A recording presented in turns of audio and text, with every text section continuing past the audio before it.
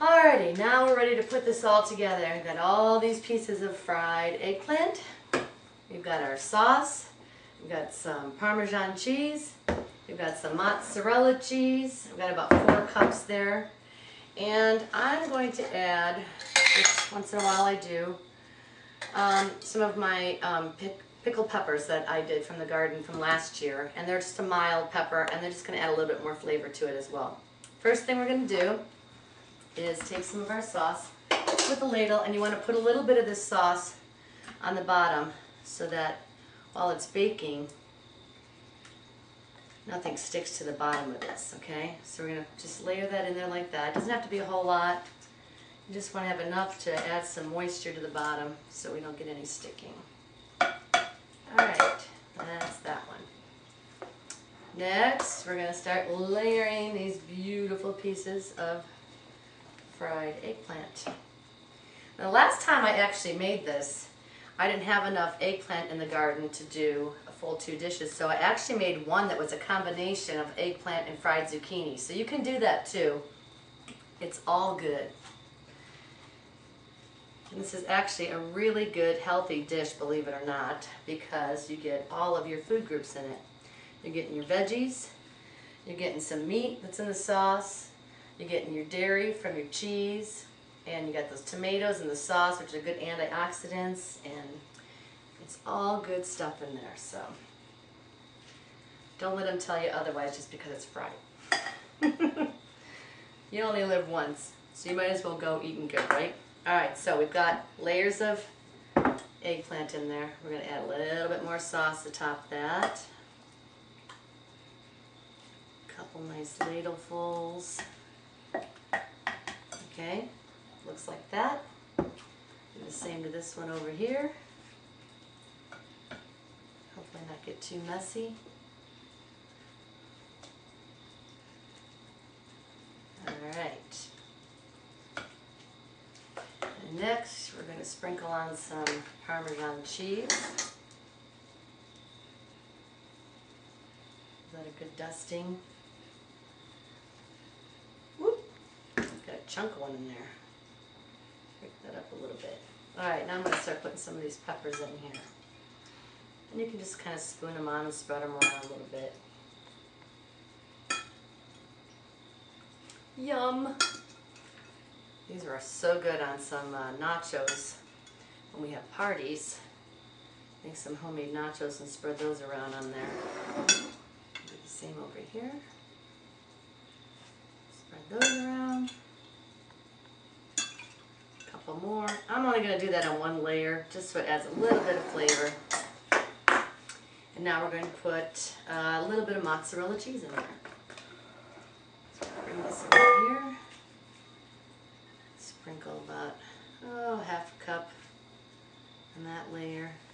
Because after this bakes and you cut that and you bring that out, it's going to be all cheesy and gooey and yummy inside of there. So don't be stingy with the cheese. Unless you're lactose intolerant. And you don't want to be anyway. Alright, now, next we're going to add another layer of eggplant. We've got some little teeny tiny pieces that are good for fillers for some of the holes where it's not really getting covered. Let's try one of these over here. This one. And you're going to bake these in your oven at about 350 degrees for about 45 minutes to an hour. If you do make an extra one that you're not going to eat right away, when you're done, you just want to wrap it real good in some plastic wrap and a lot of tin foil and mark the day that you made it and put it in the freezer, and then save that for, as I said, one of those cold wintry days when you don't feel like cooking and you got a taste of summer to look forward to. Alright, so we bring this sauce back over, give it a little stir so I'm not dripping that all over. Spread that. And if we have any sauce left over, guess what we're having for supper tomorrow? Spaghetti and meat sauce. Okay, put on this one. I try to get 3 layers in there, but depends on how thick your casserole dishes are. So far we've got 2, and I don't know if I'm going to be able to fit another one down in there or not. We're going to see right here. What I'm going to do is take my spatula and kind of give this a little push. No, you know what? I'm not going to push it because I know what's going to happen. When you go to bake this, it's going to start bubbling over from the sauce.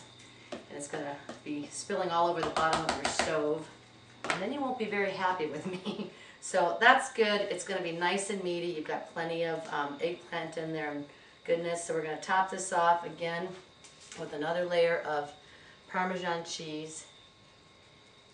And again, the one that you're going to serve, you can go ahead and put another layer of mozzarella on towards the end of the baking, because you don't want to get that overcooked or burning.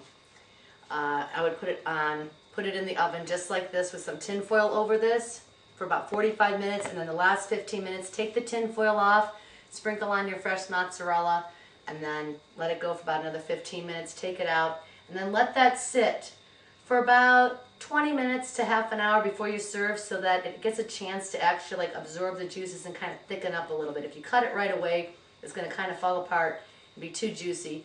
So you want to let it sit out a little bit, and then serve it with a little salad and, of course, a glass of wine. It's always a good thing. I hope you enjoy the recipe, and that you'll come and visit again soon for something else that I'll be cooking up here in my kitchen.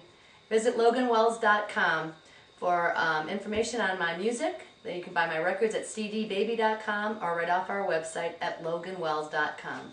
Thanks. Good eating.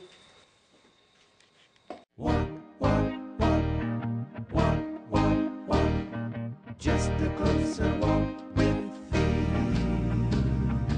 I am, but thou art strong. Jesus, keep me from all wrong. I'll be satisfied as long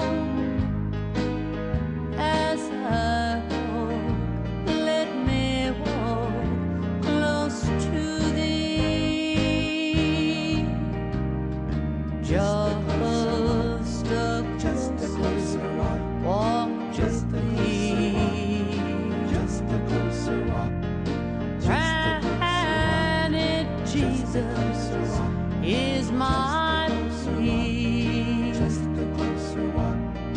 Daily walking close to thee.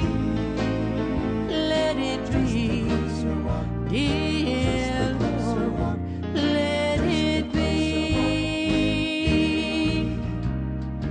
When my feeble life is old, time for me will be no more. Guide me gently, safely on to thy kingdom shore, to thy shore. Just a closer walk with thee. Just a closer